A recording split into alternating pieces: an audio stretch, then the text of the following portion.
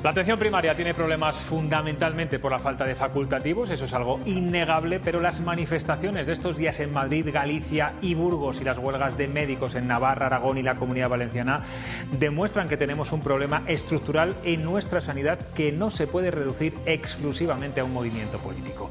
Está claro que este asunto va a ser un arma arrojadiza de los partidos en función de dónde gobiernen unos y otros y que de aquí a las elecciones de mayo no habrá ningún acercamiento para solucionarlo. Una oportunidad perdida porque es vital en estos momentos alcanzar un pacto de Estado por la sanidad.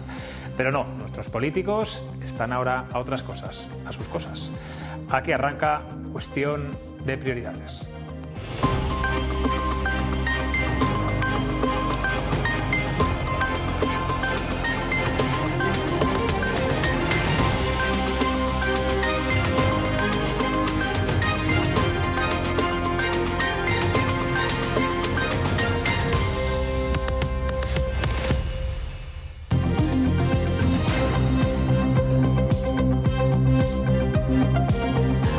¿Qué tal están? Buenas noches. Hoy hace un año estábamos en pleno recuento de votos en las elecciones de Castilla y León, la primera vez en la historia que se producía un adelanto electoral en nuestra comunidad. El PP no consiguió una mayoría holgada y desde esa misma noche electoral quedaba claro que tendría que gobernar con Vox, como así fue. De lo que ha pasado después, ustedes han sido fieles testigos. Un año desde aquellas elecciones que han colocado a Castilla y León en el foco nacional y que enseguida analizaremos con los tertulianos. Hoy la actualidad nos lleva también a analizar la situación de la sanidad en España. Esto no va de partidos ni de comunidades concretas, aunque es verdad que en algunas las espadas están más en alto que en otras, pero tanto las manifestaciones como las huelgas de médicos se están generalizando por muchos territorios. Ahora lo abordaremos en la tertulia, pero también hay que ser optimistas y no destacar solo lo malo, sino también las buenas noticias. Bruselas prevé que la Unión Europea esquive la recesión económica y lo que es aún mejor, al menos para nuestro país, mejora las previsiones de crecimiento para España.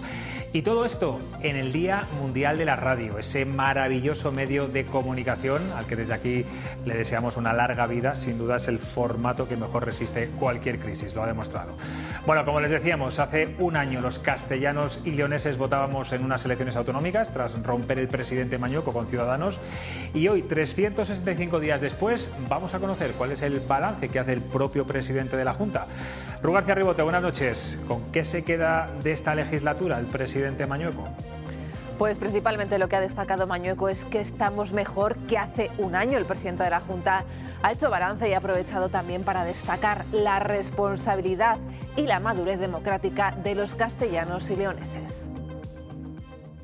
Estuvimos a la altura de demostrar que Castilla y León es una comunidad política de primera. Hoy, después de un trabajo intenso de toda la sociedad de Castilla y León, estamos mejor que hace un año. Y tenemos que seguir trabajando para que dentro de un año estemos mejor que en el día de hoy. Pues hoy en los servicios informativos de esta casa les hemos preguntado a todos los grupos parlamentarios por lo que ha supuesto para Castilla y León este año y, como se pueden imaginar, no hay unanimidad de criterio.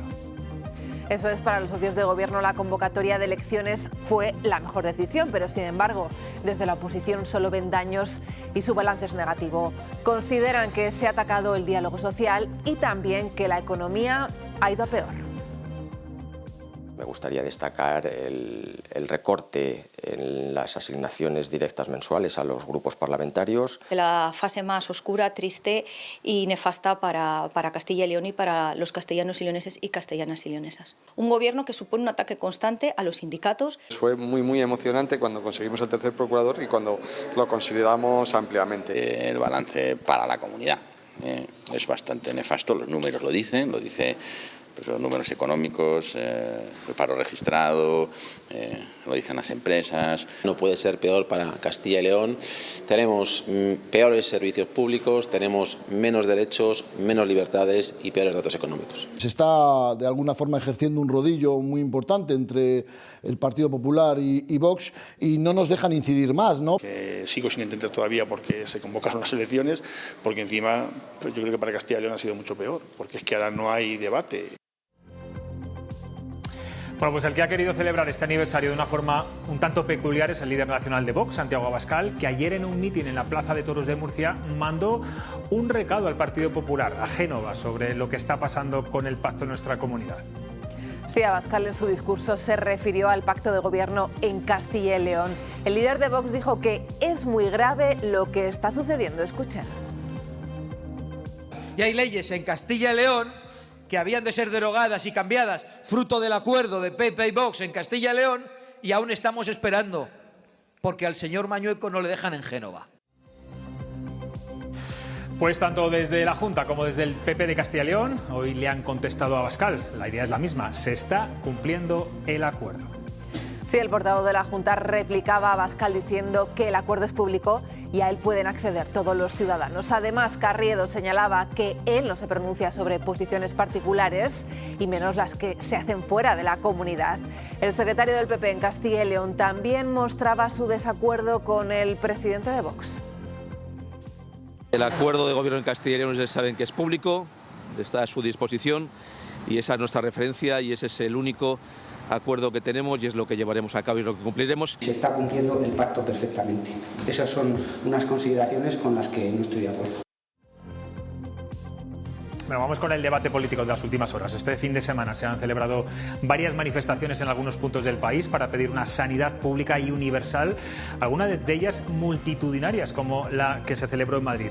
Pero Ruth, no ha sido la única, también en Castilla y León. Sí, vamos a verlo en la pantalla. Multitudinaria la manifestación de ayer en Madrid. Las cifras oficiales apuntan a 250.000 asistentes, pero fíjense, porque hay otras ciudades donde la protesta también fue masiva. Nos referimos a Burgos, donde se reunieron 11.000 personas, o Santiago de Compostela, con 22.000 asistentes. Y estas imágenes que vamos a ver son algunas de las que nos dejaron las protestas de ayer. Esto es Madrid, la manifestación que congregó a un mayor número de personas que se unieron en apoyo a los sanitarios y para quejarse del desmantelamiento de la atención primaria.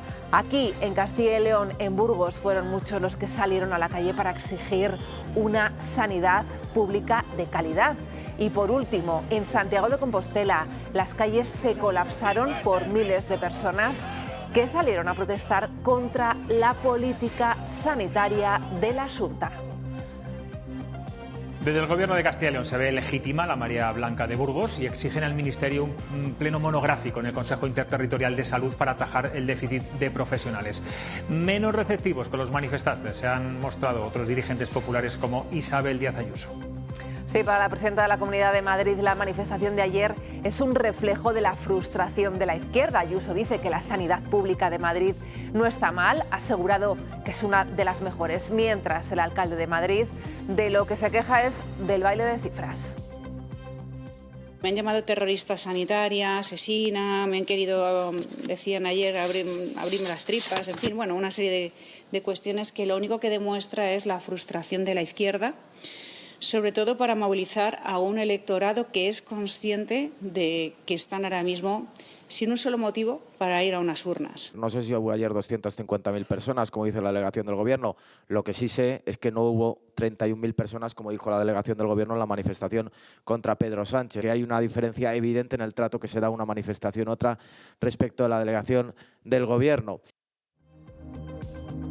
Pues respecto a la politización de estas manifestaciones a las que hacía antes referencia tanto Ayuso como ayer su consejero de Sanidad, hoy la delegada del Gobierno en Madrid le contestaba. Mercedes González ha respondido diciendo que no cree que los 250.000 asistentes sean de izquierdas. La delegada del Gobierno ha recriminado a Ayuso que son muchos los años que los ciudadanos ven cómo desmantelan los servicios públicos y que han salido a la calle para defender la salud y su vida. Los 250.000 personas que salieron ayer a la calle no creo que sean todos de izquierdas o que sean todos políticos, ¿no? Hay gente que tiene muy claro que los servicios públicos te garantizan que las cosas salgan bien. En la Comunidad de Madrid desde hace muchos años estamos viendo cómo se está desmantelando todos los servicios públicos. Bueno, pues como han podido comprobar, estamos como todos los lunes en el Plató de Madrid, hoy con una alta representación castellano y leonesa, un valentino, un zamorano, un salmantino como yo, hasta una suiza, aunque yo soy suizo también, Maite. Sí. Bueno, voy a empezar por ti, Maite. Bueno. Maite Alcaraz, ¿qué tal? Buenas noches. A los somos paisanos, y leoneses, sí, buenas noches, y bueno, somos paisanos porque los dos nacimos en Suiza, pero bueno, somos españoles. No, hombre, por supuesto. Nuestros padres nos trajeron yo muy charro y tú muy madrileño. Exacto. Antonio Casado, ¿cómo estás? ¿Qué tal todo? Nosotros somos muy vulgares. Yo nací en Zamora directamente. O sea, no he tenido necesidad de nacer en Bangkok. Es verdad. Bueno, porque eso es porque tu familia no tuvo que emigrar, afortunadamente. He nacido en Ayó de Vidriales, que es el mejor pueblo de Castilla y León. Siempre que viene a cuestión de prioridades lo dice. Y Chema Crespo, ¿dónde naciste tú, Chema? No sé. Ya ¿En ves, la capital? yo no soy zamorense, como dice Antonio. Porque no eres tan ambicioso, te falta ambición. Yo en Usillos, ya sabes. En Usillos. Al ladito. Pero no sabía que habías nacido allí también. En Usillos. Nací, no dio ¿Naciste tiempo. en casa y todas esas cosas? ¿Naciste en casa? Sí. Yo creo que ya venía yo la comadrona, en plan prematuro o empujando o lo que fuera. Y nací en casa, sí. Fíjate tú, mi hermano, que es mayor que yo, sin embargo, él nació en la residencia que decimos allí, yo en casa. Bueno, pues vamos a hablar de esas cosas, vamos a hablar de la sanidad, si os parece, vamos a empezar por ahí. El deterioro de la sanidad, bueno, estamos viendo quejas en muchos lugares. ¿Creéis que es un problema exclusivo de unos territorios o se puede hablar de que España está sufriendo una situación estructural en ese sentido, Antonio? No es un problema de un territorio o de otro. Hombre, puede haber notas características diferenciales, ¿no?, a la hora de analizar el problema de unas comunidades respecto a otras. Pero, por desgracia, es un retroceso el que estamos experimentando en general de eso que llamamos el estado del bienestar, o sea, saber fundamentalmente, ¿no?, educación, pensiones y sanidad. En sanidad, especialmente. Digo que según las comunidades autónomas. En la Comunidad de Madrid yo creo que está constatado, es verificado un problema, de masificación de las consultas, sanitarios mal pagados, listas de espera, guardias insoportables, interminables de muchas horas. Y para resolver este problema está la política. Por eso a mí me desespera un poco el relato que se está haciendo sobre la manifestación esta del domingo que colapsó el centro de Madrid. Digo la reacción, ¿no? Dice, no, esta manifestación está politizada. Yo, pues claro que sí, ojalá estuviera todo tan politizado. Si entendemos que la política es un instrumento para resolver problemas. Entonces, ojalá estuviera más politizado. ¿Qué es lo que hacen los que salen por cierto, yo no creo que sean bolcheviques, los 250.000 o los 60.000 o los que hayan sido? Da igual, han salido muchos. Es decir, ese es un problema que está ahí constatado. ¿Para qué está la política? Para resolver el problema que estos señores, que no creo que salgan por gusto a la calle, ya es la segunda vez, están reclamando, estos que he mencionado así de pasada. No se puede responder con eso, que es que está politizado. Que está politizado, bueno, ese es un proceso de intenciones perverso, que va a la política con minúscula, o sea, a la peor versión de la política. Claro, pero tú dices, la sanidad tiene que tener una solución política, ¿no? Tienes toda la razón, pero no parece de aquí a las elecciones municipales que Partido Popular, Partido Socialista fundamentalmente, ya no hablo de un pacto de Estado, sino que hay un acercamiento para intentar solucionarlo, ¿no? Pues me temo que eso sea así, pero se equivocan. Y hablando de elecciones municipales y elecciones autonómicas, oye, ¿cuál es la competencia más trascendental que gestionan las comunidades autónomas? La asistencia sanitaria, la educación y los servicios sociales son las competencias básicas que justifican el Estado autonómico por aquello de acercar a los ciudadanos la prestación de servicios. Y nos estamos dando cuenta que vivíamos en una ficción en la cual la pandemia pues nos puso en evidencia a todos y puso en evidencia la capacidad de gestión. Fue gordo todo, fue desproporcionado en ningún caso, y además se resolvió razonablemente bien entre todos, ¿no? Pero aquello es verdad que le caía muy grande a todo el mundo, pero al mismo tiempo se observaron severas carencias de las comunidades autónomas. Y en relación con lo que estamos viviendo, lo comparto plenamente con Antonio, pero aquí nos viene especialmente bien la comparación de lo que sucede en nuestra tierra, en Castilla y León, con lo que sucede en Madrid. Yo creo que hay circunstancias que afectan al conjunto, que probablemente son circunstancias que, como no se pacta, no se acuerda, pues no se afronta en conjunto, pero no son las mismas razones las que hay en Madrid que las que puede haber en Castilla y León. ¿Por qué? En Madrid yo creo que ha habido cierta o mucha voluntad política de ir orientando la prestación del servicio básico sanitario de la salud hacia modelos concertados o hacia modelos de privatización en base al discurso ese tan falso desde mi punto de vista de la libertad. La libertad de elegir. Nosotros, gobernantes de Madrid, yo, Ayuso, en Madrid, quiero libertad para que elijan qué tipo de educación o qué tipo de sanidad quieren recibir los madrileños. Yo esto lo traslado a Castilla y León, José Luis. No se puede aplicar el mismo discurso de la libertad de elegir en nuestra tierra, porque en amplísimos territorios, en la inmensa mayoría de los territorios, si hacemos alguna pequeña excepción de las grandes ciudades, 2 o 3, que tampoco, o lo que funciona son los sistemas públicos, tanto de sanidad como de educación, o allí no hay competitividad ni competencia para que los ciudadanos podamos elegir. Que mire, que nosotros en Castilla y León no podemos elegir. O tenemos bien dotados a los servicios públicos o nos quedamos... El problema de nuestra comunidad es precisamente la dispersión, la extensión territorial, dar servicio a todos los municipios. Claro, entonces no me apliquen la libertad de elegir. De verdad, que en Castilla y León no podemos elegir. Que en Castilla y León necesitamos fortalezas de los servicios públicos. La sanidad, desde luego, en función de las necesidades. Maite, ¿crees que se equivoca o se equivoca Isabel Díaz Ayuso criticando a los manifestantes? Ese tuit poco afortunado de la Comunidad de Madrid ayer durante la gala, el sábado, cuando pedía una sanidad digna a la viuda de Carlos Saura, con ese tuit institucional. ¿Crees que ahí el PP de Madrid se está equivocando? Yo creo que tiene que tomar nota.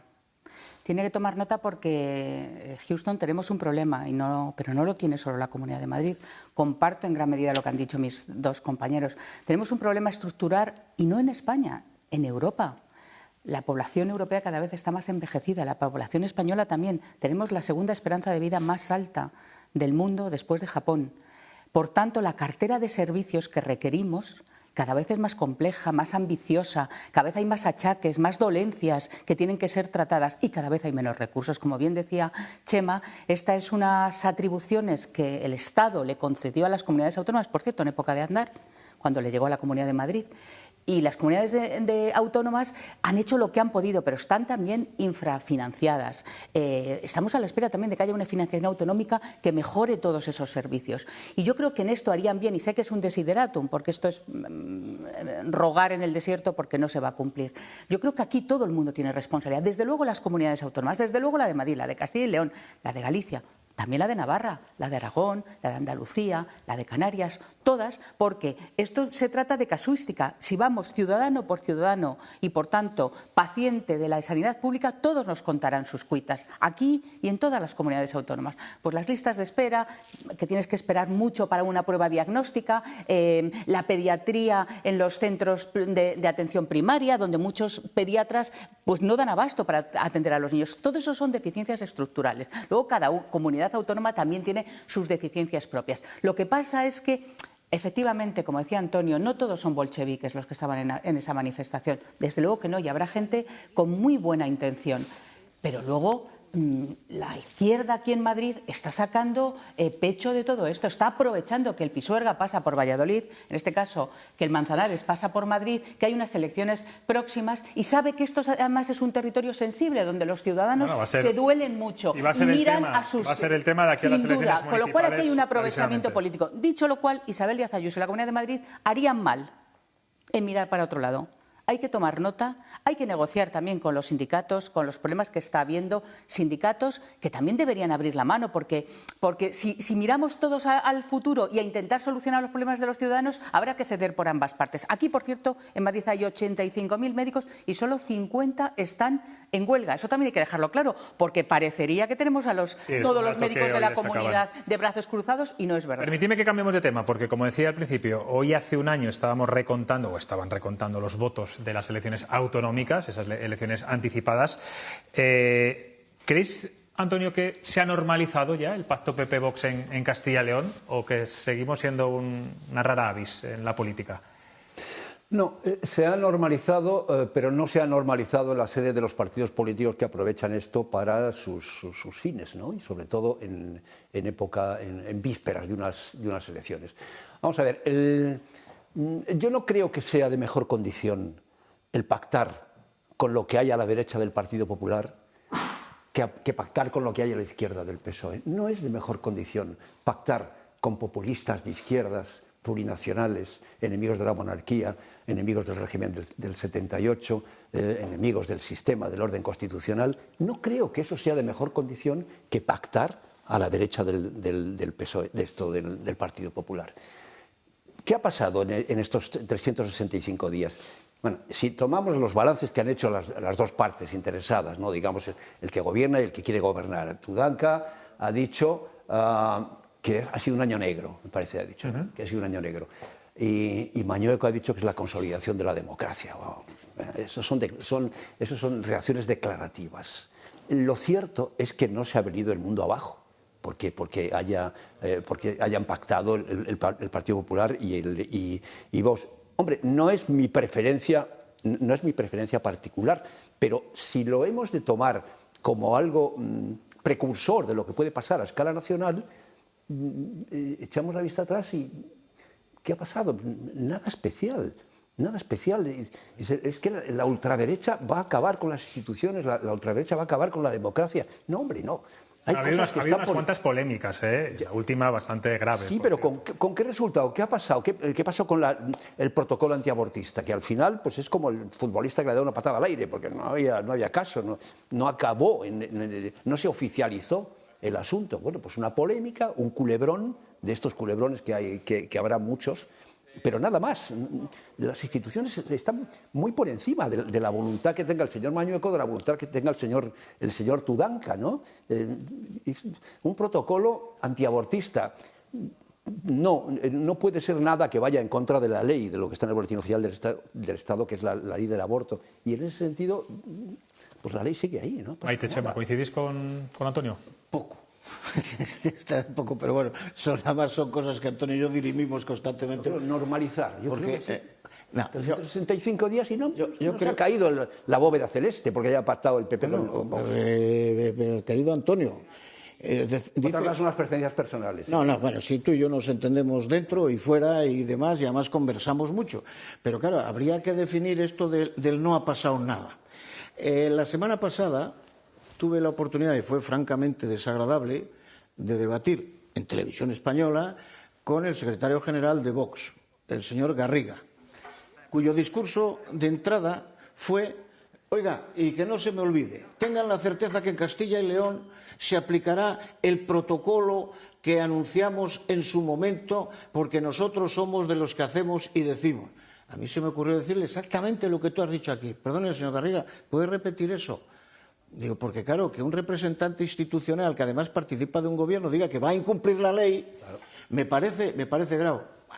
Usted no tiene ni idea, léase nuestro comunicado, me dijo. Digo, no, hombre, no, léase usted la ley. Claro. Quiero decir que el Vox, en ese tema tan sensible, ha pegado un tirón importantísimo y llevan a gala decir que lo volverían a hacer cuando sabemos que estamos hablando de una flagrante ilegalidad. Entonces, algo pasa. En segundo lugar, oye, que vengan estos señores y se carguen el órgano arbitral de... Serla.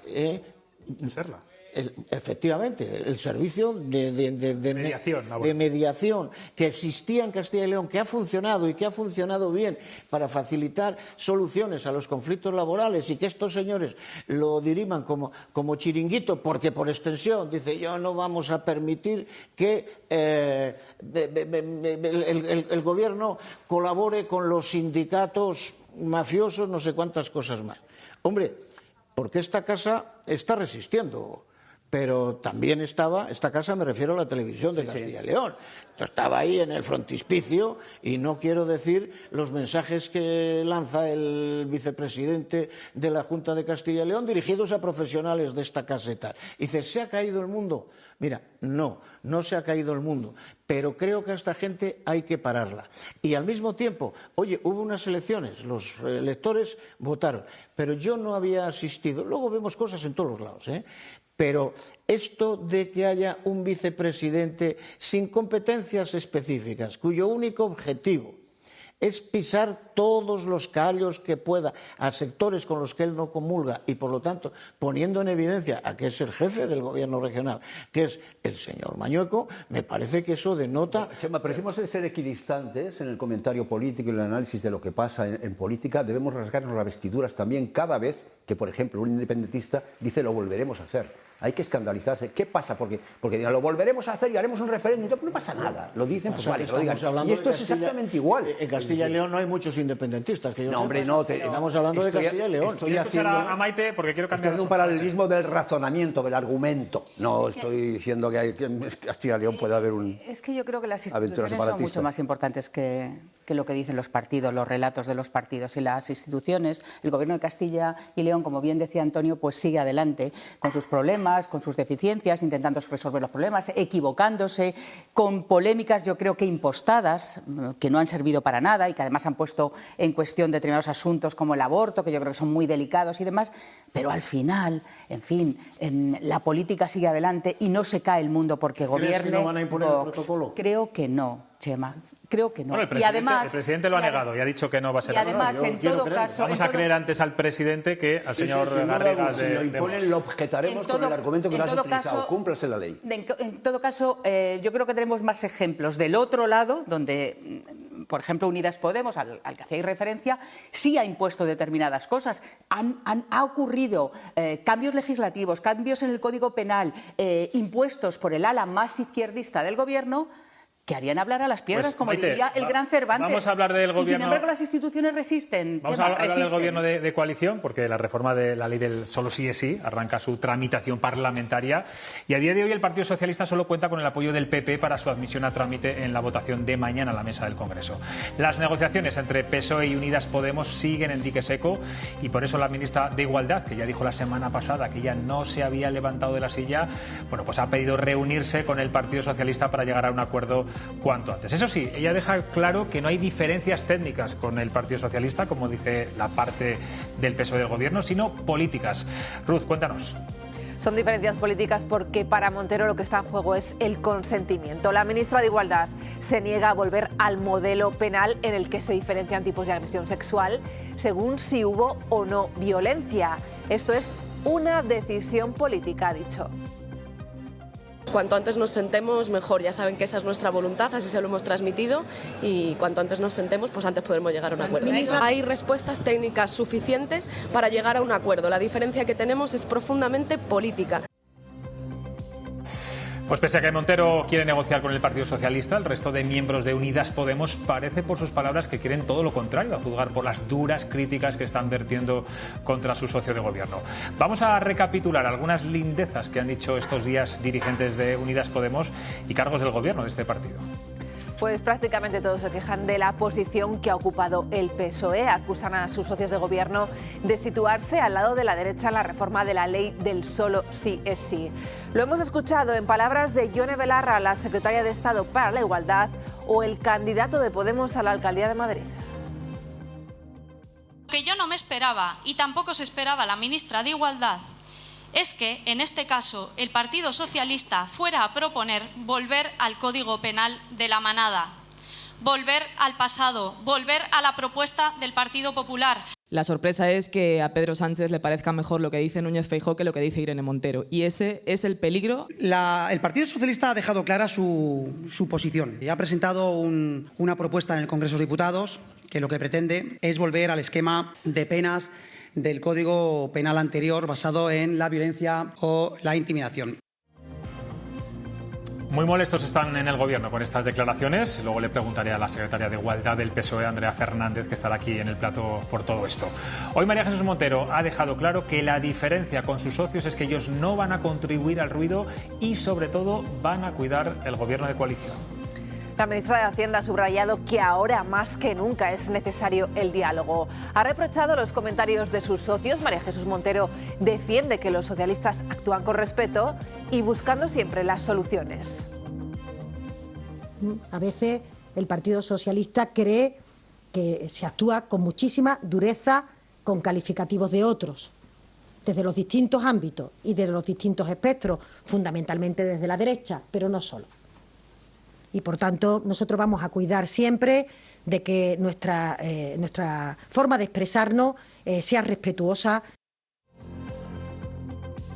Los que siguen como espectadores atónitos y viendo este asunto desde la barrera son los cargos del PP. Borja Sémper ha dejado claro que apoyarán la tramitación urgente de esta norma y lamenta que no se hiciera en diciembre, cuando la presentó su partido. La reforma ya podría estar hecha, es lo que ha lamentado Sémper. El portavoz de campaña de PP se queja de que todo es lento por los líos de Pedro Sánchez con su gobierno. Está convencido que el presidente del Ejecutivo ha perdido la capacidad de control. Nosotros vamos a votar a favor porque consideramos que no hay tiempo que perder, pero que lo ideal hubiera sido que esta iniciativa presentada por el Partido Popular en diciembre no se hubiera bloqueado por parte del Gobierno, por parte de los grupos que sustentan al Gobierno. Como decíamos antes, el PSOE ahora mismo solo tiene los votos del Partido Popular para iniciar la tramitación por vía de urgencia, aunque ellos van a intentar que sean con Unidas Podemos con los que acuerden estas reformas, con el fin de no, sobre todo, evitar no acercarse demasiado al Partido Popular. De esto va la cuestión que hemos planteado hoy en Twitter, Ruth. Sí, vamos a ver la pregunta que hemos hecho a nuestros seguidores. ¿Deberían PSOE y PP pactar la reforma de la ley del solo sí es sí? El resultado ha estado muy igualado, aunque finalmente el 54% ha votado a favor del acuerdo entre socialistas y populares. Parece complicado ese acuerdo en estos momentos. Maite, te pregunto, ¿le interesa electoralmente a Unidas Podemos romper el pacto o trasladar una imagen de insostenibilidad del Gobierno? Porque si juzgamos las palabras de ministras y cargos tanto del Ministerio de Igualdad como de Podemos, parece que lo están provocando. No, yo creo que no tienen ningún interés en romperlo. Yo creo que son rehenes de sus palabras, de sus maximalismos, porque claro, han estado diciendo, han justificado toda esta aberración de la reforma del solo sí es sí desde el principio. Yo no sé si me he perdido algo, pero lo primero que dijeron es que el Tribunal Supremo iba a poner las cosas en su sitio. Luego dijeron que eran las audiencias provinciales, que poco menos que eran un atajo de jueces fachas que estaban persiguiendo los derechos de las mujeres, para finalmente decir que desde luego con este gobierno o con la otra parte del gobierno no se iban a sentar, porque este gobierno lo que estaba fomentando era el Código Penal de la manada. Y ahora resulta que de todo eso ya nada no nos acordamos y ahora sí nos queremos sentar, hombre, porque se han dado cuenta que por un lado está el sentido común y por otro lado está la locura en la que ha entrado, la locura desde el punto de vista político de estas ministras, que no han reconocido hasta el momento, ni un ápice de autocrítica respecto a lo que ha pasado. Y yo solamente hago una pregunta retórica. A mí me preocupa, ¿el Partido Socialista, el Gobierno, el señor Sánchez, el presidente del Gobierno, hubiera dado la vuelta como ha dado la vuelta a esta situación si no tuviera unas encuestas que le están diciendo que esto es insostenible y que está desplomándose precisamente por no tomar las riendas de este asunto? Es lo que a mí me preocupa, porque a mí me gustaría, y a lo mejor soy en esto muy ingenua, me gustaría que esta decisión el presidente lo hubiera tomado desde que hubo una sola revisión de condenas, porque él también dijo que estábamos a la vanguardia con esta ley, que íbamos a esperar a que sentara doctrina el Tribunal Supremo. El Tribunal Supremo lo único que dijo con el Arandina es que había que favorecer a los reos cuando ellos pudieran acogerse a una legislación más favorable. Y luego yo no he visto ningún tipo de autocrítica hasta que se han dado cuenta que esto era insostenible para el Gobierno. Y a mí eso sí que me preocupa, porque yo creo que esto es un problema objetivo, y es que esa ley, desde el punto de vista técnico, porque no quiero pensar que había mala intención detrás de ella, desde el punto de vista técnico era insostenible, pero eso desde el primer momento.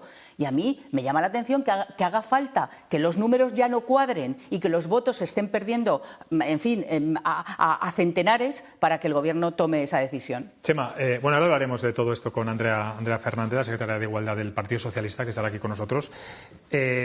¿Cómo crees que va a ser esta convivencia entre el Partido Socialista y Podemos?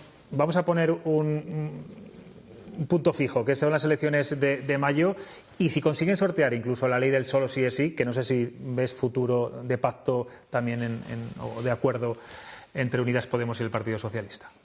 La convivencia no ha sido fácil ni sencilla en ningún momento, ¿no? Bueno, pero está viviendo súper momento, ¿no? Sí, sin duda, sin duda. Yo creo que ya he dicho aquí en alguna ocasión que nadie pacta por afición, sino que uno pacta cuando no te queda más remedio para sumar la aritmética parlamentaria.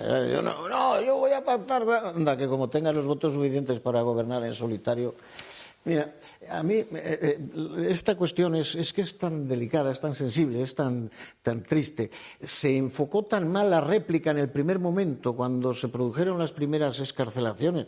Se fue tan agresivo, ¿no? Yo creo, sin demasiado fundamento. Los jueces machistas, tal cual, que no hubo tiempo para hacer un pequeño análisis. ¿Qué ha sucedido cada vez que se ha modificado el Código Penal y se han modificado delitos y, como consecuencia de los delitos, penas? Porque tenemos experiencia acumulada y hay muchos casos, y le sucedió al Partido Popular y ha sucedido en otras ocasiones, que reformas del Código Penal en un primer momento pueden conllevar reducción de penas. Pero si tú estás convencido de lo que estás haciendo, y aquí parece que se estaba convencido, ¿no? Y mire usted, como ya lo calificamos todo como delito, hombre, no es lo mismo el delito, como agresión, perdón, no es lo mismo la agresión de un toqueteo inoportuno que una violación. Entonces vamos a poner, bueno, explíquenlo que esto podía conllevar esto. No se hizo, se enfocó radicalmente mal. Y fíjate tú, al final de la legislatura, esto ya es una opinión, mira, que no tengo tiempo de reflexionarla con Antonio y la reflexionaremos. En Podemos hubo un debate serio al inicio de la legislatura de si se pactaba o no se pactaba, si para esta izquierda concreta esto de mancharse las manos gobernando, ni más ni menos que con los socialistas, esto a dónde nos lleva, nosotros debemos mantener la pureza, nosotros no debemos participar de gobierno. Hubo ese debate y lo perdieron quienes lo planteaban. Y acordaron pactar y entrar en el gobierno con todas las consecuencias. Bueno, pues al final de la legislatura, con este asunto que no es menor, como que se ha reabierto de lleno eso. Pablo Iglesias, desde fuera, yo creo que en estos momentos es de los que más... Con mucha influencia desde fuera, ¿no? No, absoluta. Yo creo que es los que vuelve a recuperar esa teoría de que ya hemos estado bastante tiempo en el gobierno, no debemos contaminarnos más. Y esto es un severo problema para la coalición y a ver cómo lo interpretan los ciudadanos. Antonio, ¿tú prevés acuerdo, Unidas Podemos, Partido Socialista, en esta reforma? Preveo continuidad del acuerdo, quieres decir, continuidad del acuerdo entre Podemos y... No, me refiero a la reforma de la ley del sí es sí. Sí, yo creo que sí. Yo creo que de alguna manera... Esto es una escenificación por aquello de sentirse desautorizados. Porque estamos en vísperas de elecciones y en estos momentos, y sobre todo hay un factor que no le estamos dando bastante importancia, que es el factor Iglesias. Iglesias es el líder de hecho, es el líder en la sombra, es el líder que está condicionando bastante pues, toda la línea de Podemos. Y a mí me parece que en estos momentos Iglesias está obsesionado con la diferenciación, está obsesionado con marcar distancias con el Partido Socialista, hasta cierto punto, ¿no? Hasta cierto punto llegará un momento que yo creo que tienen que ponerse de acuerdo, salvo que quieran romper la coalición. Porque claro, este es el problema. Lo planteabas muy bien, Maite. Efectos indeseados. ¿Cuál es el efecto indeseado de verdad? El peligro de ruptura de la coalición. No tanto. Otro peor. La pérdida de facturación electoral del Partido Socialista. Es decir, el agujero electoral que esto le ha hecho al Partido Socialista y que han descubierto sobre la marcha. Es decir, la gente de Moncloa, Cabanilles y sobre todo Miquel, que es el que entiende de estas cosas electorales, es el que ha dicho, ojo que el agujero es muy serio, el agujero que se estaba produciendo en la causa electoral del PSOE. Tan serio, y ahí vamos al efecto indeseado, que incluso está corriendo el riesgo de que se rompa la coalición. Es decir, el coste, ha llegado a pensar que el coste de que se rompa la coalición con Podemos compensa la necesidad de tapar cuanto antes el agujero electoral. En esas estamos. Pero es curioso porque el pez grande, en este caso, que es el Partido Socialista, es el que cuida mucho su lenguaje, no ataca a Unidas Podemos, hoy decía la propia... Bueno, hay un código de estilo ya de... Es otra forma de hacer. Y son ellos o ellas las que van buscando la polémica. Es que yo me niego a pensar que todo esto, mis compañeros lo sostienen, que lo teledirige Pablo Iglesias. Eso es tanto como decir que la señora Belarra y la señora Montero, en fin, no tienen ningún tipo de decisión ni ningún tipo de peso en el gobierno. Montero, que a lo mejor ha salido fortalecida internamente dentro de su partido, no externamente. Yo quiero pensar que ellas erróneamente creen en esto.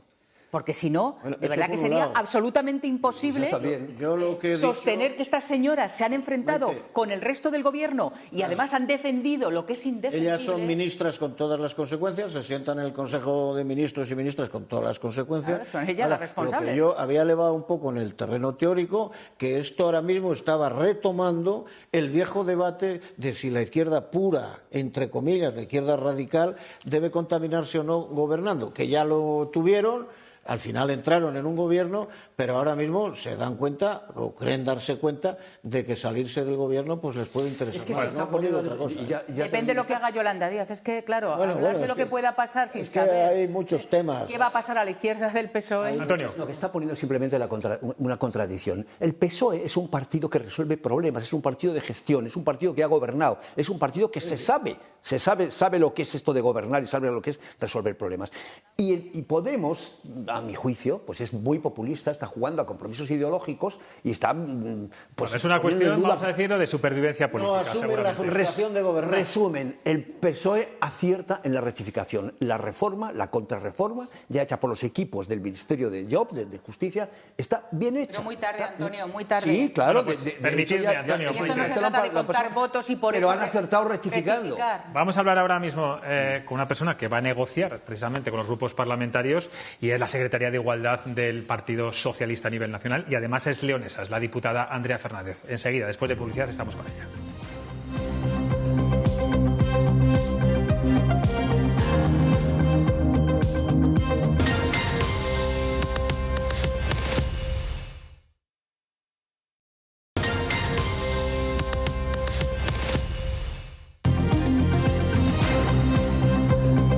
Seguimos en directo, como siempre, en Cuestión de Prioridades. Son las 10:15 de la noche. En el escaso año y medio que lleva la leonesa Andrea Fernández como secretaria de Igualdad del PSOE federal, se ha tenido que enfrentar a dos de los asuntos que más desgaste está generando a su partido. La ley del solo sí es sí y la división en la izquierda y en el feminismo por la ley trans. Ella, junto con Patxi López, son los encargados de conseguir a partir de ahora un acuerdo con el resto de formaciones políticas en el Congreso, fundamentalmente con Podemos, para frenar las rebajas de penas y los excarcelamientos de agresores sexuales que tanta alarma social está provocando. La reforma se tramitará por vía de urgencia para cortar los plazos a la mitad y, curiosamente, su debate podría fijarse en vísperas del Día de la Mujer. Bueno, ahí está con nosotros en Cuestión de Prioridades la también diputada Andrea Fernández. ¿Qué tal? Buenas noches. Muy buenas noches. Bueno, se ha bregado usted bien estos pocos meses. Eso de que la letra con sangre entra, me imagino que le está dando resultado, ¿o no? Desde luego que han sido unos meses complicados, pero bueno, también apasionantes. La política, desde luego, que es esto, y para mí ha sido una escuela, está siendo una escuela, y también hay que verle el lado bueno o el lado positivo a esto. La pregunta que se hacen muchos españoles y que su partido no acaba de aclarar es ¿por qué han tardado tanto en reaccionar estos 4 meses eternos? ¿Por qué desde el minuto 1, cuando comenzaron a ver las rebajas de penas de los agresores sexuales, en lugar de ensalzar la norma, como decíamos antes, no la frenaron de inmediato? Bueno, porque yo creo que ambas cosas son compatibles. Se puede ensalzar la norma porque en todo aquello que no tiene que ver con la cuestión estrictamente penal consideramos que es una muy buena ley, es una ley que imita de algún modo la Ley Integral contra la Violencia de Género, es una ley que trae avances que van a ser muy positivos para la lucha contra la violencia sexual y por tanto creo que ensalzarla y decir que es una buena ley no es incompatible con corregir aquellos aspectos técnicos que en términos penales estamos viendo que no están funcionando adecuadamente. ¿Por qué hemos esperado hasta ahora? Bueno, desde el principio dijimos que íbamos a esperar a ver cómo la norma se comportaba a nivel de juzgados y tribunales. Hemos ido esperando, hemos ido viendo cómo se iban dictando sentencias, en qué dirección se iba trabajando y, sobre todo, hemos esperado a conocer el criterio de la Fiscalía General del Estado y las primeras manifestaciones del Tribunal Supremo al respecto. Y una vez que hemos visto que efectivamente se asentaba esta tendencia de la revisión de condenas, hemos tomado la decisión de reformar esa ley, de hablar con nuestro socio y reformar la norma. Decía Irene Montero recientemente en una entrevista de radio, lo decía incondicional, eso sí, que si tuviera que pedir perdón a las familias afectadas, que lo haría. ¿No ha faltado un perdón más claro por parte del Gobierno socialista, incluso del Partido Socialista, por todas las consecuencias adversas que está teniendo la aplicación de esta ley? Bueno, nosotros hemos tenido, creo, una actitud contundente a este respecto. Desde el primer momento hemos asumido la responsabilidad de los efectos no deseados de esta norma y, de hecho, yo creo que para muestra un botón me remito a la actuación que tuvo la pasada semana la ministra de Justicia en el Congreso de los Diputados, donde era interpelada por este motivo y ella misma decía muy claramente que se hacía responsable de lo que estaba sucediendo con el sí es sí. Con lo cual creo que el Partido Socialista ha tenido... se hacía responsable de lo que pudiera pasar a partir de ahora, ¿no? Con esta reforma. Es lo que creo que venía a decir. Ella es verdad que lamentaba lo que había ocurrido hasta ahora, ¿no? Bueno, yo creo que ella hizo un alegato bastante profundo a este respecto. Habló de la responsabilidad que asumía ella como ministra de Justicia y, por ende, toda la parte del Gobierno socialista y todo el PSOE. Y, desde luego, que yo celebro y creo que esa es la actitud adecuada cuando algo es evidente que no sale bien. Creo que hay que actuar con humildad y, sobre todo, pensando en las víctimas, que es en quien tenemos que pensar a la hora de plantearnos abordar esta cuestión. Fernando, una cosa que no entiende mucha gente, ni siquiera los propios periodistas, es por qué si tanto Partido Socialista como Unidas Podemos están de acuerdo en aumentar las penas más bajas, en que el consentimiento sea la clave, sea el corazón de esta reforma, ¿qué es lo que les distancia? Porque hoy decía la ministra Irene Montero que son cuestiones no técnicas sino políticas. Bueno, yo la verdad es que no comparto la posición de Irene Montero a este respecto. Creo que es errado que asuma ese discurso tan confrontativo, además no tan beligerante contra el Partido Socialista y contra lo que pretendemos hacer, porque desde luego que nosotros lo único que pretendemos es corregir esos efectos indeseados. Cuando se habla del consentimiento, yo creo que hay un ejemplo que es muy claro y muy evidente de cómo el PSOE quiere proteger esa idea de consentimiento. El consentimiento en la nueva ley del sí es sí está definido en el artículo 178.1 y 178.2 del Código Penal. En el 178.1 se recoge una definición positiva del consentimiento, da una definición concreta de qué es el consentimiento. Y en el punto 2 lo que se dice es que si hay violencia, intimidación o abuso de superioridad, en ningún caso se puede entender que hay consentimiento. Y ese corazón de la norma, ese corazón de la ley que hace pivotar toda la legislación penal en torno al consentimiento, no va a ser modificada por el Partido Socialista. Nosotros de lo que hablamos es, oiga, las horquillas de pena se han quedado un poco amplias, vamos a corregirlas, vamos a redefinir los tipos para que esos supuestos sean más concretos y además vamos a elevar las penas en aquellas que hemos visto que efectivamente se han quedado un poco más bajas. Pero la idea de consentimiento, como digo, en ningún caso está en la agenda del PSOE modificarla, con lo cual yo creo que esto es difícilmente rebatible porque nos estamos remitiendo a la redacción de una norma, a la redacción de un texto. Está entorpeciendo mucho en esas negociaciones estas duras críticas de tanto de ministras de Podemos, cargos de Podemos contra el Partido Socialista. Decía Belarra este fin de semana que ustedes están más cerca de la derecha, más del Partido Popular que de la izquierda. ¿Usted cree que hay verdadera voluntad de diálogo y de acuerdo por parte de los socios de gobierno? Bueno, yo creo que ahora mismo se abre ese periodo, ese espacio de diálogo y de conversación y yo lo que espero es que ellos se sienten a negociar, que hablemos desde la lealtad, desde el respeto y sobre todo atendiendo un poco a lo que me comentabas al principio de esta pregunta, desde la discreción. Yo creo que esas declaraciones altisonantes, además de ser desafortunadas, no tienen ningún sentido porque todo el mundo en este país sabe que el Partido Socialista siempre ha estado comprometido con los avances sociales, con la igualdad, con todo el ensanchamiento de libertades y, por tanto, hacer esas alusiones yo creo que ni es bueno para la coalición de gobierno, pero es que tampoco tiene una traducción social porque nadie entiende esas acusaciones al Partido Socialista. Está claro.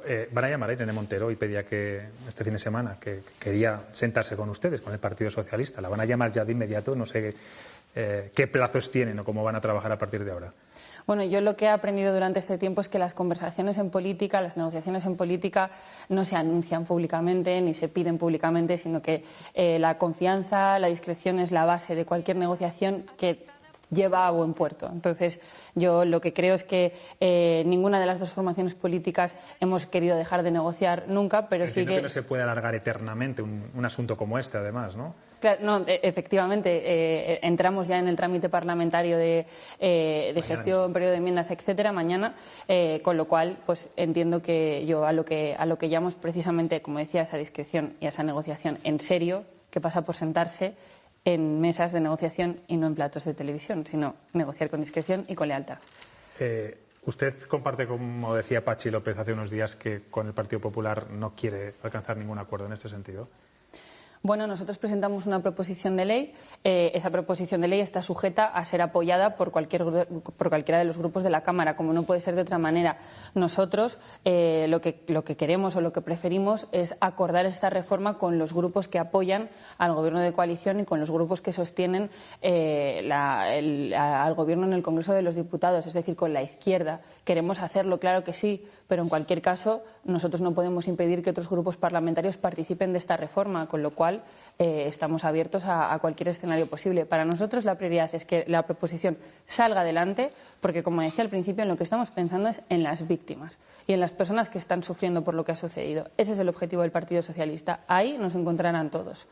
¿Y tiene usted la sensación de que el Partido Socialista se ha sentido un poco solo? O hablo desde un punto de vista político, social, mediático. Hoy escribía el señor Cebrián, Juan Luis Cebrián, en El País, un artículo muy duro contra el propio presidente que titulaba ¿Qué no entiende el presidente del solo sí es sí? Y le recriminaba también que no es un error técnico, sino político. Unidas Podemos ha dejado arrastrar, se han sentido arrastrados también por el Partido Socialista y eso está provocando una imagen de desgaste en estos momentos, como recogen algunas encuestas. Bueno, yo creo que en política hay que hacer lo correcto. La última luz que debe guiar cualquier acción en política es hacer lo correcto. Y yo estoy orgullosa de que mi partido esté haciendo lo que hay que hacer, que es asumir que algo no ha salido bien y corregirlo. Con lo cual, a partir de ahí, si estamos solos o estamos acompañados, eso no es relevante. El Partido Socialista ha luchado y ha peleado avances sociales en muchas ocasiones donde inicialmente ha estado solo y después ha ido sumando apoyos y ha terminado consiguiendo grandes victorias. Con lo cual, para mí es irrelevante. Estoy muy orgullosa de que mi partido esté haciendo lo correcto, que es proteger y pensar en las víctimas que están sufriendo por los errores que ha traído esta reforma del Código Penal. Y sería muy incómodo para ustedes que finalmente se lo fuera el Partido Popular. Imagino que no va a ser ese el escenario, pero bueno, a día de hoy parece que es plausible, ¿no? ¿Sería para usted, pues eso, difícil de encajar que solamente el Partido Popular apoyara esta reforma? Veíamos antes una encuesta que hemos hecho a nuestros seguidores y no con mucha diferencia, pero bueno, la mayoría sí que verían muy viable que Partido Popular y Partido Socialista se pusieran de acuerdo al menos en algo como puede ser esto. Bueno, yo, como decía al principio, espero y deseo que lleguemos a un acuerdo con la mayoría de la investidura. No obstante, si la proposición de ley tiene que salir con otros apoyos, desde luego que creo que lo más importante es que salga adelante. Con lo cual, teniendo en cuenta que la prioridad es que salga adelante, los debates cafeteros acerca de qué grupos parlamentarios la apoyan o no, pues para mí pasarían a un segundo plano. Es importante que salga con la mayoría de la investidura, pero si no puede ser así, nosotros vamos a seguir priorizando siempre el apoyo a las víctimas y la corrección de una norma que evidentemente no ha salido como hubiéramos deseado. Publicaba el diario ABC ayer que Feijóo intenta arrebatar al PSOE la bandera social para afianzar el centro y que busca traer el feminismo moderado que ahora se siente abandonado por el Gobierno. Eso era el titular que daba el diario ABC. Imagino que no lo comparte, ¿no? Hombre, a mí esto me parece, me vas a perdonar la expresión, un cachondeo. O sea, hemos visto lo que ha sucedido con la sentencia del Tribunal Constitucional en relación a la ley del aborto, cómo han intentado, de algún modo, posicionarse a favor de la ley de plazos, de la ley que impulsó la ministra Viviane Aído con el apoyo y la dirección de nuestro expresidente José Luis Rodríguez Zapatero. Les hemos visto cómo han intentado desvincularse en alguna medida de lo que ha sucedido con el aborto en Castilla y León, y ahora hoy sale el portavoz del Partido Popular y Feijóo diciendo que el aborto no puede ser un derecho porque se han visto agobiados con las presiones que sufren internamente en su partido. ¿Qué feminismo moderado está en rechazar el derecho al aborto, en ponerse de perfil en algunas cuestiones vinculadas a la violencia de género? O sea, desde luego que si están en esa estrategia, creo que lo están haciendo mal, porque si las feministas de este país son algo, es muy inteligentes, todas ellas. Con lo cual, creo que si están jugando a esa carta, deberían tener este factor en cuenta. Hablando de feminismo, usted sustituyó a Carmen Calvo en plena negociación de la ley trans, otra patata caliente que tuvo que usted gestionar. Es verdad que esta ley ha dividido al feminismo, incluso dentro del partido. El concepto de autodeterminación no ha gustado. Carmen Calvo es una de ellas. También vimos la baja de Carla Antonelli, la señora Valcarce. ¿Esta herida la da usted ya por cerrada? Bueno, yo creo que para el Partido Socialista este es un debate que está cerrado. Nosotros trajimos esta norma al Congreso de los Diputados, planteamos algunas enmiendas que consideramos que podían mejorar la ley, en algunos casos prosperaron, en otros no, y en cualquier caso creo que el resultado es el de una ley progresista, el de una buena ley y por tanto yo creo que ahí termina la polémica.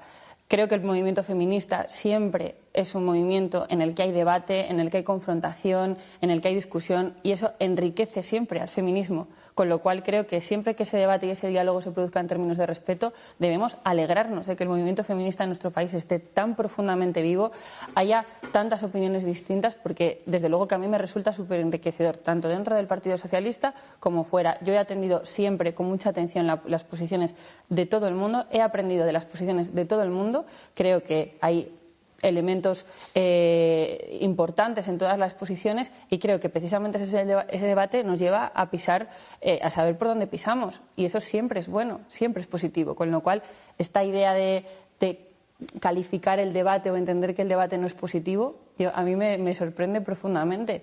Ojalá todos los debates políticos estuvieran tan vivos como está el feminismo. Usted es una provincia, el Partido Socialista tiene mucho peso, gobierna en el Ayuntamiento de León, en la Diputación, municipios tan importantes como Ponferrada, San Andrés Rabanero, su pueblo. Usted es de Valencia de Don Juan, es verdad. ¿Qué cree que va a pasar en estas elecciones? Y le pregunto más, ¿usted le gustaría en algún momento volver a la política municipal autonómica del Partido Socialista? Algunos sectores críticos del Partido Socialista decían que usted tenía que ser la secretaria provincial del PSOE para que las aguas volvieran a amainarse. Bueno, yo desde luego soy una enamorada de mi provincia, soy leonesa en fondo y forma, mucha gente además da buena cuenta de ello, de que soy una persona obstinada y muy cazurra, con lo cual puedo decir que soy una enamorada de mi tierra. Creo que el Partido Socialista va a obtener un muy buen resultado en las próximas elecciones municipales porque tenemos unos candidatos de excepción en todas partes, desde José Antonio Díaz en la Ciudad de León, Camino Cabañas en San Andrés, Olegario Ramón en Ponferrada o el propio Juan Pablo Regadera en mi querida Valencia de Don Juan, que es el pueblo del que yo procedo, con lo cual creo que vamos a obtener un buen resultado electoral. Salimos con muchísima fuerza, con mucho optimismo y con mucho orgullo a defender la camiseta y creo que eso va a tener buenos resultados. ¿Sobre su futuro político en nuestra tierra? Bueno, yo creo que la política al final da muchísimas vueltas, nunca se puede decir que sí o que no a nada y desde luego que mi vinculación con mi provincia y con mi comunidad autónoma es total, con lo cual el futuro dirá dónde tenemos que estar cada uno y cada una de nosotros. Porque son de esas diputadas que luego se van a Madrid y se olvidan de su tierra y de su provincia, algo que nos tiene acostumbrados de todos los partidos políticos, ¿eh? No es el caso. Desde luego que no es el caso. Como digo, yo soy leonesa en fondo y forma y lo llevo muy a gala, con lo cual no es mi caso, desde luego. Hay aquí tres tertulianos también que le van a hacer alguna pregunta. Vamos a empezar por uno más cerca. Bueno, también Palencia está cerca de León. Pero vamos a empezar por Antonio Casado. Yo sí, además tengo una perplejidad de forma, que yo creo que usted es la persona más indicada para resolverla. Esta reforma de la reforma o contrarreforma, como se le quiera llamar, esta rectificación, se ha hecho en forma de proposición de ley, es decir, es un partido el que lo presenta, es un grupo parlamentario, Partido Socialista. Usted es diputada, además, de secretaria de Igualdad. ¿Por qué la captación de apoyos la están haciendo dos ministros? María Jesús Montero y el ministro de la Presidencia, y Bolaños, y no un miembro del grupo parlamentario que más indicado pues sería precisamente la secretaria de Igualdad o el portavoz? ¿Por qué esa labor la están haciendo dos miembros del Gobierno y no dos miembros del grupo parlamentario socialista? Bueno, yo creo que es importante matizar algunas de las afirmaciones que usted ha hecho y es que María Jesús Montero, además de ser ministra de Hacienda, es diputada en el Congreso y es vicesecretaria general del Partido Socialista. Y yo creo que en una negociación de este calibre es importante que personas con esa relevancia política se involucren en la negociación de la norma. Eso habla de la importancia que le da el Partido Socialista a esta reforma de la ley. También en el caso de Félix Bolaños, que además también es miembro de la Ejecutiva Federal del PSOE. Con esto quiero decir que al final todos los miembros del Partido Socialista tenemos distintos roles. En cualquier caso, por supuestísimo, que el señor Pachi López está participando y va a participar de esa negociación y yo como secretaria federal de Igualdad también estoy participando en esa negociación. En ningún caso es excluyente una cosa con respecto a la otra y desde luego insisto en el mensaje, el hecho de que nos impliquemos al máximo nivel en una negociación tiene que ver con la importancia que le damos a esa norma, con lo cual es una buenísima noticia que estemos implicados y coordinados trabajando en esa negociación. Deben haberlo hecho como proyecto de ley directamente, como iniciativa legislativa del Gobierno, ¿no?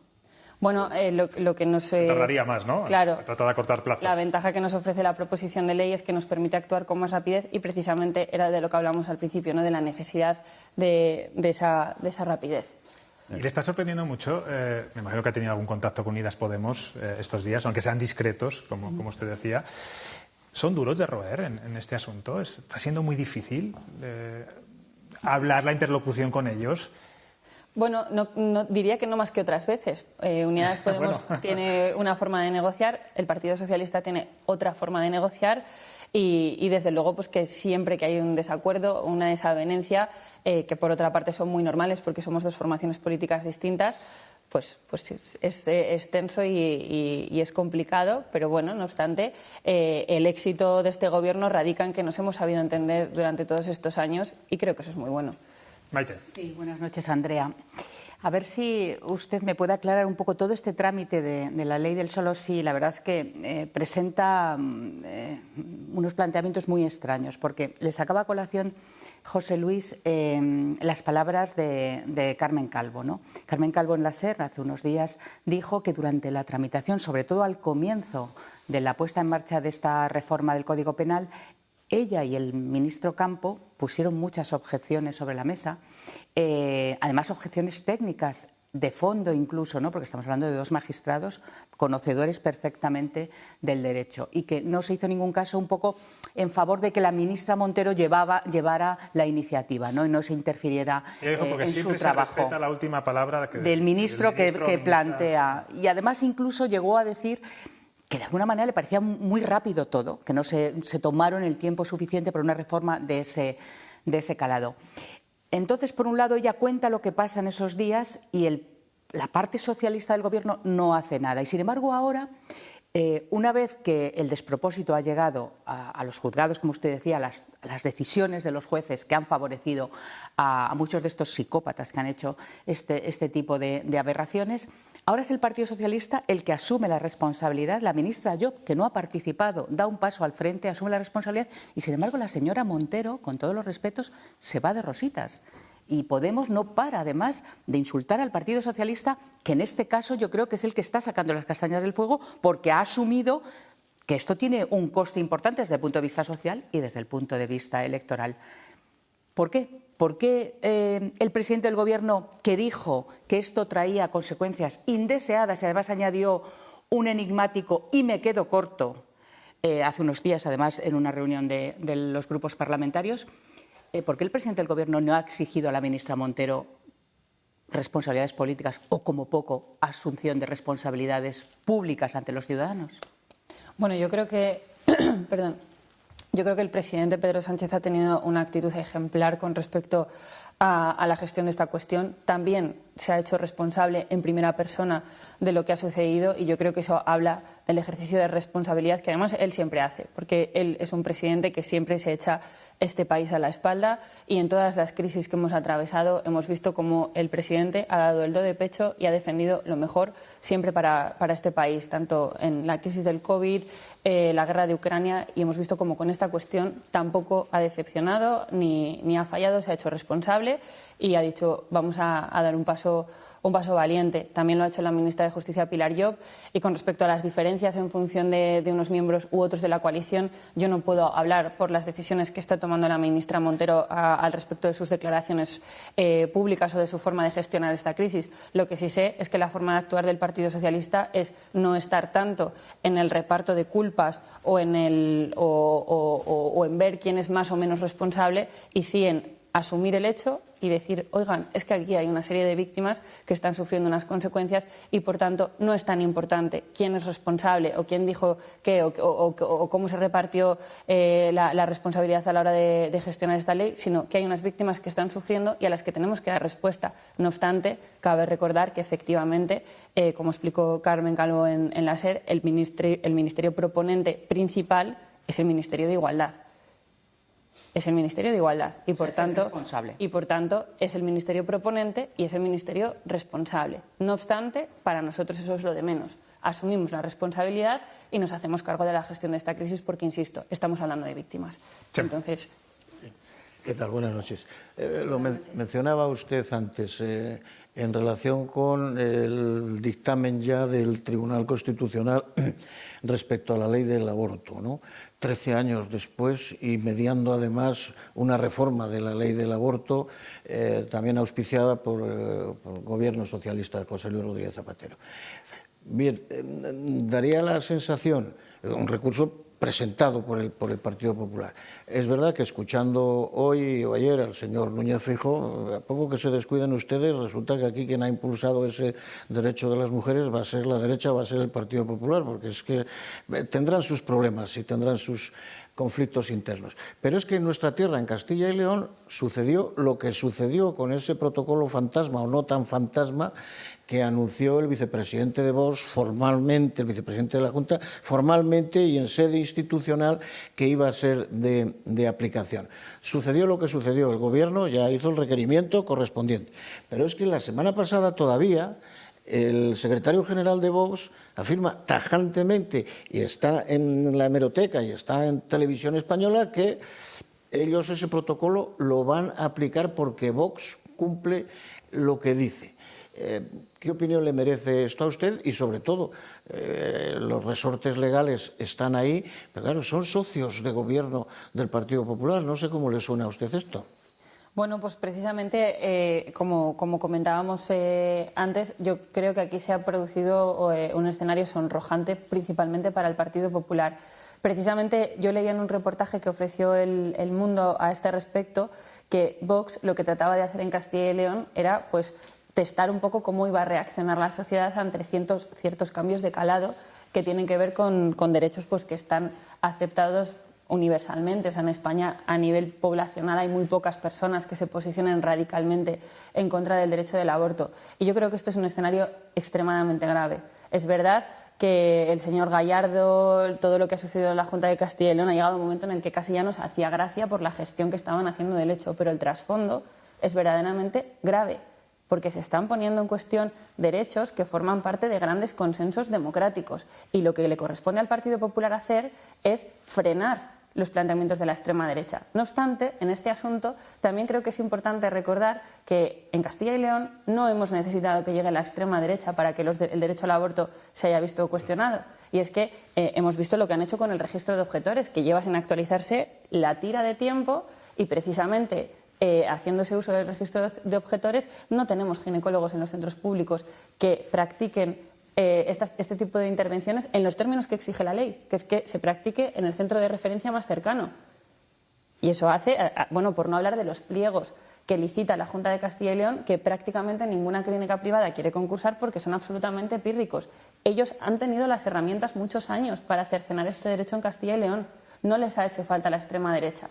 Por eso, cuando nos viene el señor Feijóo a decir que él quiere hacerse con el electorado de un feminismo que él llama moderado, hombre, a mí me parece que está cuestionando la inteligencia de cualquier sector del feminismo.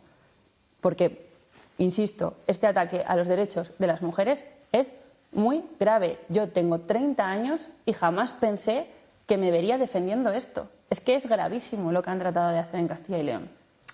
Pues Andrea Fernández, ¿qué votos tienen ya seguros mañana en esa reunión de la mesa del Congreso para comenzar esa tramitación? ¿El Partido Popular?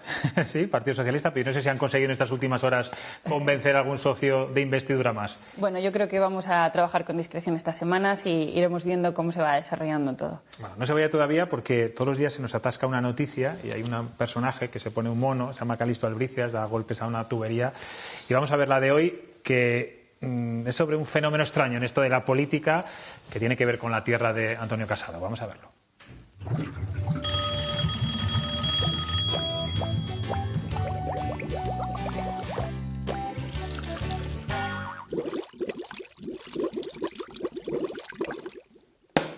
Hay cosas desconcertantes, atascando las bajantes. Extraño caso el de Francisco Requejo, presidente de la Diputación de Zamora, que se va a presentar a las elecciones con un partido nuevo, Zamora, sí, sin por ello renunciar ahora a su cargo en el que está gracias al partido en el que milita, Ciudadanos. Extraño caso de cambio de intención de voto, que no cambia la intención del votante, sino la del candidato. Ya fluye la actualidad en nuestra comunidad. Antonio, porque te toca, ¿qué te parece esto de me voy a otro partido, sigo teniendo el acta de Ciudadanos? Francisco Igea ha sido muy duro, por cierto, aunque desde Ciudadanos lo ven normal, porque además dicen que van a poder ir en coalición incluso si fuera necesario. Bueno, en el trámite declinante, casi agonizante de Ciudadanos, estas cosas son ya relativamente normales, ¿no? Está ocurriendo... Es como rizar el rizo, en Zamora y en todas partes, ¿no? Y lo siento, ¿no? Lo siento porque yo soy de los que creo, yo soy de los que echo de menos, de verdad, un partido con vocación de centralidad que pudiera pactar eventualmente a la derecha o a la izquierda y que pudiera pues levantar la bandera de la moderación, que ya se ha vuelto casi revolucionaria en estos momentos. Bueno, pues el tercerismo es revolucionario. Bueno, veremos a ver qué pasa. Se nos termina el tiempo. Chema, Antonio, Maite... nuestra invitada, Andrea Fernández. Espero que en Valencia de Don Juan hayamos tenido hoy mucha audiencia, espero que sí. Seguro. Y gracias de verdad por estar aquí en Castilla y León Televisión, en su casa. Gracias. Muchísimas gracias. Nos vamos, mañana volvemos desde el plató de Valladolid, como siempre, a las 9:25 en punto. Descansen y disfruten. Adiós.